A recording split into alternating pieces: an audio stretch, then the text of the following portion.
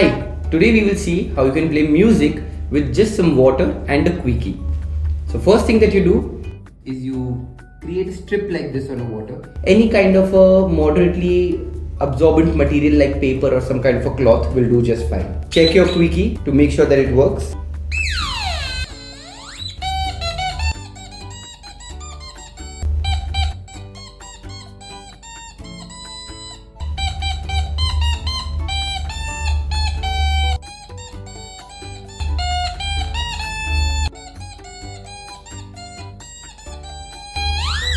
How this works is that the water line over here that you see is completing the circuit which makes the Queaky shout. But when my finger is close by, the resistance in that water line is much lower to the current that is flowing. That's why the tone that you hear is much higher. When my finger is quite further from the terminal, there's a lot more resistance that is applicable on the current that is flowing through the circuit. Because of this principle, we are able to make different tones, and using this we make music.